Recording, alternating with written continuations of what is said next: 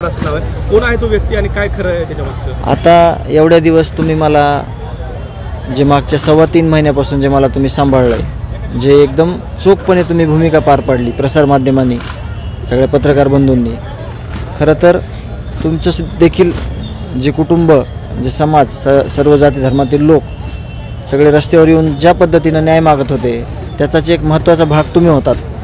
आणि आता मी ह्या विषयावर का बोलणार नाही, तर आता ही प्रकरण न्यायप्रविष्ट झालेलं आहे आणि हे तपासाचे सगळे भाग समोर येणार आहेत.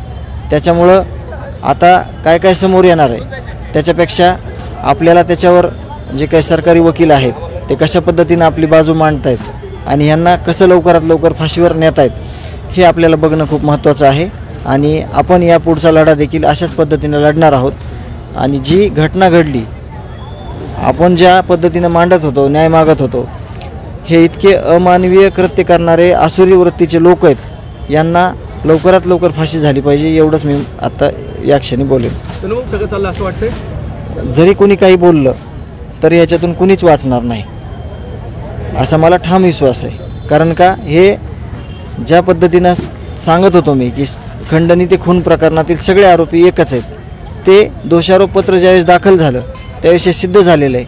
कालच्या तारखेच्या वेळेस तुम्ही जे या प्रकरणातील सरकारी पक्षाच्या वतीनं जे वकील साहेब आहेत, निकम साहेब, त्यांनी देखील स्पष्ट भूमिका मांडलेली आणि सगळे पुरावे दिलेले आहेत की या प्रकरणातील सगळे जे आरोपी आहेत हे कशा पद्धतीने ह्यांचं कृत्य आहे आणि त्यांना फाशीची शिक्षा होणार असा आम्हाला विश्वास आहे.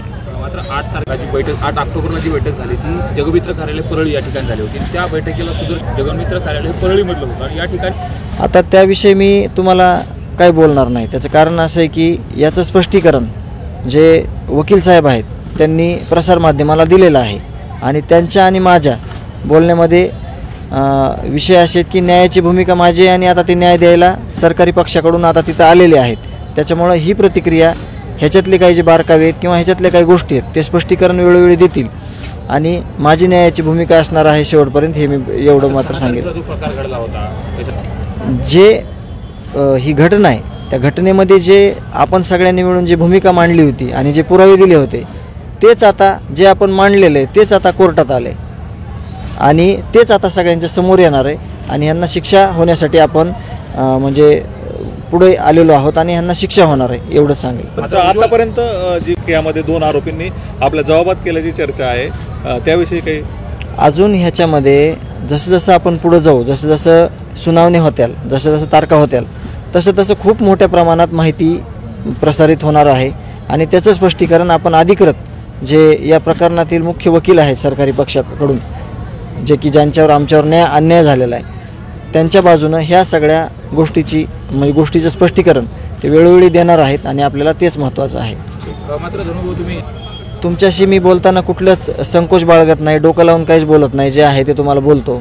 तसंच फक्त मी आता तुमची माफी मागून म्हणतो की 1% माझ्या समजा एक माझं पर्सनली राहू द्या, नाही तर मी सगळं तुम्हाला दिलं आणि तुम्ही सगळं समाजात मांडलेलं आहे. त्याच्यामुळे तुमचे देखील म्हणजे कसे म्हणजे एवढं सहकार्य तुम्ही केलं आहे, एवढं निपक्षपातीपणे सगळ्या जगासमोर हे मांडलं आहे, त्याच्यामुळे मी तुमची माफी मागून म्हणतो की एखादी दुसरी गोष्ट माझ्याकडून त्यांना गेली असेल तर ती मात्र तेवढी राहू द्या. नवनवीन घडामोडी पाहण्यासाठी स्टार महाराष्ट्र न्यूजला सबस्क्राईब करा आणि ताज्या बातम्यांचे अपडेट मिळवण्यासाठी बेल आयकॉनला प्रेस करा आणि परिपूर्ण बातमी बरोबर रहा, इतरांपेक्षा एक पाऊल पुढे.